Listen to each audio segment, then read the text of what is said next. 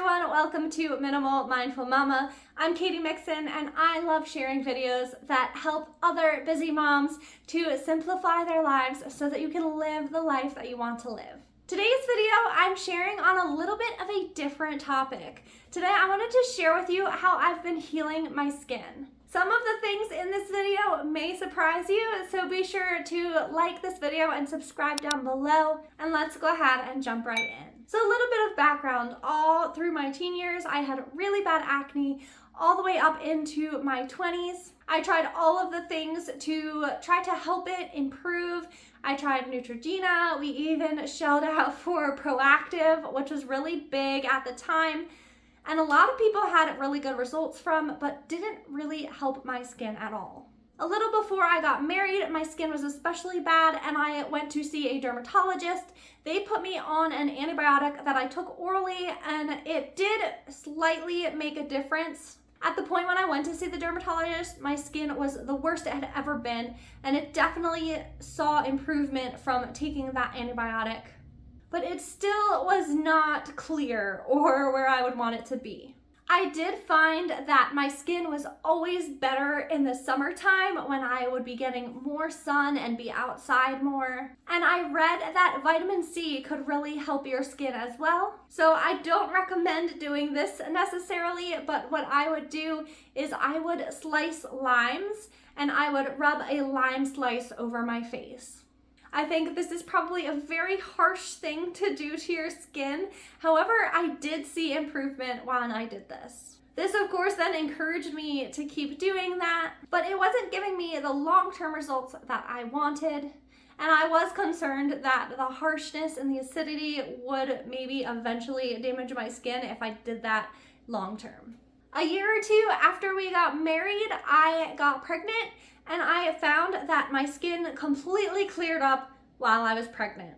This blew my mind. I did not understand why this happened. However, I was extremely relieved that that was one less thing for me to deal with, as my pregnancies were not fun. I had hyperemesis with my first 3 children, and I was very sick. I did, however, really enjoy having that clear skin, and so after my daughter was born, I wanted to try to keep that up. However, sadly, my acne started coming back, and at this point I was in my mid-20s, and I really didn't want to be dealing with adult acne. Due to it clearing up while I was pregnant, I wondered if it might just be hormones and maybe I just needed to work on reducing stress or balancing my hormone levels. And that would make sense as well with me having broken out so much while we were engaged, because we were in a long distance relationship and trying to plan the wedding, and it was a very stressful time. I also thought that it might have to do with my cortisol levels and stress hormones, because I noticed that when I drank coffee that I would break out more. And I noticed that when I cut out coffee for a little while and drank more water, my skin would be better. However, quitting coffee just kind of took all of the joy out of my life, and so I didn't really want to give up coffee long term to truly test this theory. That's when I discovered that drinking my coffee black had a huge impact on my skin. I began to wonder if maybe it was the creamer or the milk that I was putting into my coffee that was actually what was causing the breakouts. I did some research into this and discovered that dairy can absolutely be causing acne. Once I have discovered this, a lot of pieces began to click into place for me. My diet as a kid was primarily cheese-based, and it made sense why I had struggled with acne so much through my teen years. While I was engaged, I was in school and had a very stressful lifestyle, and so I had bought myself yogurts that I ate every day so that I could have something quick to eat for breakfast and lunch on the go. When I was pregnant, my skin probably cleared up because I was eating a more balanced diet, and also because I was pregnant, I was probably better able to process that lactose because of the baby. I'm not saying that hormones didn't play any of a role. I'm sure that the hormones definitely made a difference, but I truly think that the dairy was aggravating my acne to be so much worse. Once I further tested this theory and I completely cut out dairy, I saw a major improvement in my skin, and I didn't have the breakouts that I had been having before. I was really sad to give up cheese. However, I would far rather choose vegan cheeses over having the painful breakouts that I'd been having my entire life. I'm also really thankful that in this day and age, there are a lot of vegan options out there for cheeses and milks and all of the different things that you could imagine. It was much easier for me to cut out dairy than I imagine it would have been, say, 25 years ago even. So once I had managed to clear up some of my breakouts, it was time for me to try to work on helping with some of the scarring from all those years, as well as taking better care of my skin for the future as I get older. I'd heard that taking beef liver pills would really help your skin because of the vitamin A, and so I bought some that were a brand that I had heard was really good, but they didn't seem to make that much difference in my skin.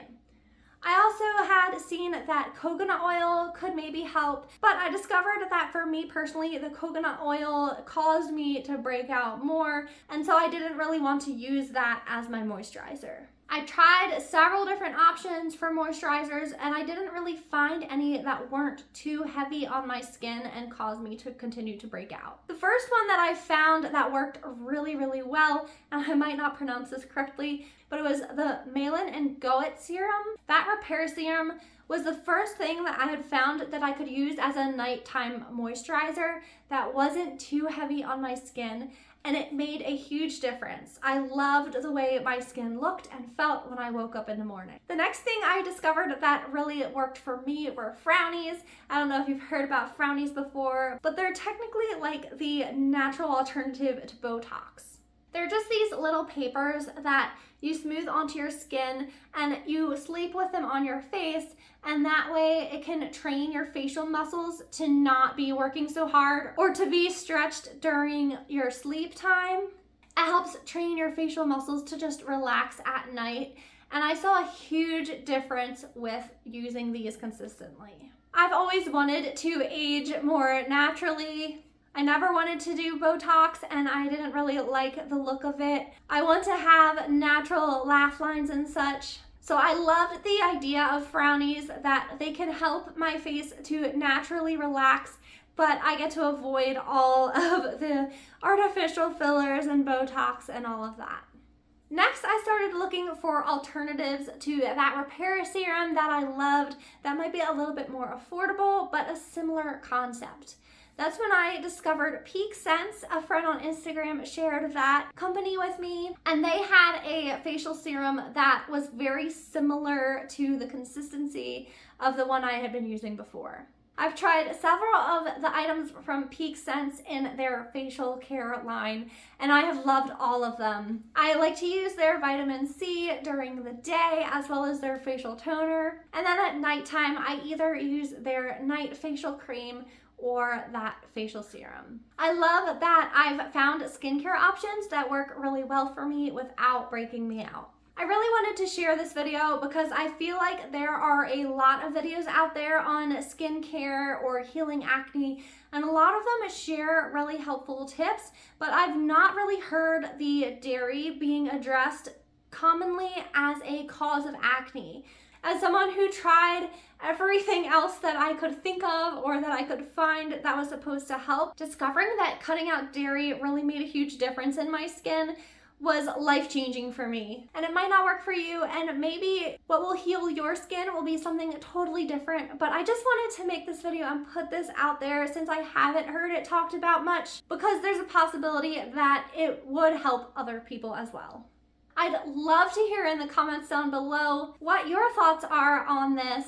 If you've noticed that dairy affects your skin or does not affect your skin. And because I'm just curious and love learning about these kinds of things, what does work for you? Everyone's body is different and everyone's skin will probably react differently to different things, but I just think it's so interesting to hear about and to learn about these things. Before you go, be sure to like and subscribe down below. Again, this isn't my normal video topic. I tend to talk more about decluttering and organizing or simplifying motherhood, but I thought that this would be fun to share because I haven't shared the full story out like this before. Thank you so much for watching. Be sure to like and subscribe before you go, and I'll see you very soon in the next video. Hey.